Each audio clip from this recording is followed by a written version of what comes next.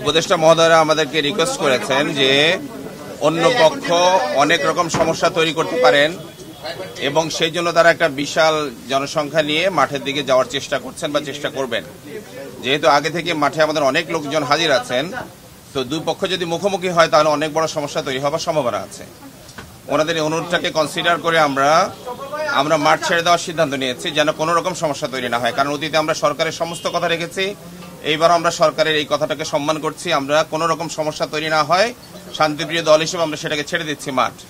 মাঠ ছেড়ে দেওয়ার জন্য আমি আমাদের সাথীদেরকে বলছি এবং যারা আছেন সাধারণ জনগণ তাদেরকেও বলছি, মাঠটা ছেড়ে দিয়ে আমরা কামারপাড়া রোড দিয়ে আমাদের পশ্চিম পাশে যে মার্কাজ আছে, মার্কাজের দিকে আমরা সেখানে দিকে গিয়ে যার যার মতো করে আমরা সেখানে সিদ্ধান্ত নিয়ে যার যার মতো করে চলে যাব। আর এই কামারপাড়া দিয়ে বের হওয়ার জন্য, ব্রিজ দিয়ে বের হওয়ার জন্য যাবতীয় আইনশৃঙ্খলা রক্ষাকারী বাহিনী যাবতীয় সহযোগিতা আমাদেরকে করবেন, ওনারা ওখানে সেফটি সিকিউরিটি এনশিওর করবেন। আর এখন এখানে সিদ্ধান্ত হয়েছে সরকার নিজ দায়িত্বে মাঠটা নিয়ে নেবেন, কেউ মাঠের মধ্যে থাকবে না। যেহেতু আমরা সকাল ভোর থেকে এখানে আছি, আমরা এখনই ছেড়ে দিচ্ছি, ওনারাও মাঠে ঢুকবেন না, আমরাও মাঠের মধ্যে ঢুকবো না। সাথীদের কাছে আমি বিনীত আরজ করছি, কেউ কারোর সাথে ইভেন একটা উঁচু গলায় কথা বলার দরকার নেই। কোনো রকম ক্যাজুয়ালিটি যেন না হয়, কোনো রকম মারামারি না হয়, কোনো রকম সমস্যা তৈরি না হয়। আমাদের সাথীরা এখনই মাঠ ছাড়া শুরু করুক। আর ওনাদের প্রতি উদাত্ত আহ্বান জানাচ্ছি, সরকারের সিদ্ধান্তকে আমরা মেনে নিয়েছি। আমরা যেহেতু মাঠ ছেড়ে দিচ্ছি, ওনারাও যেন ইসলামের স্বার্থে, দেশের স্বার্থে কোনো রকম সমস্যার চেষ্টা না করেন।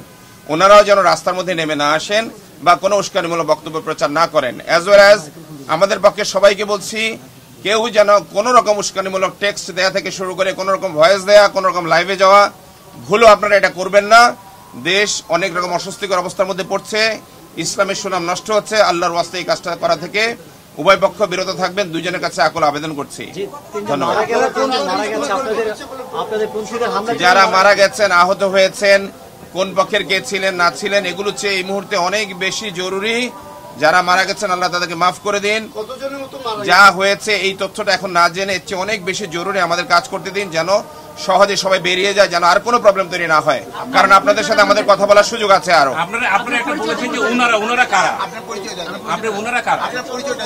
আমি শুরুতে বলেছি, আমি নিজামুদ্দিনের পক্ষ থেকে বলছি, মানওয়ার সাদ সাহেবের অনুসারী। আর জুবাইরপন্থী নামে পরিচিত যারা আছেন, তারা কিছু লোকজন একত্রিত করেছেন মাঠে আসার জন্য, তারা যেন না আসেন, এটুকু বলতে। জি, সাতপন্থীর ঢালাইয়ের সেরা প্রিমিয়ার সিমেন্ট।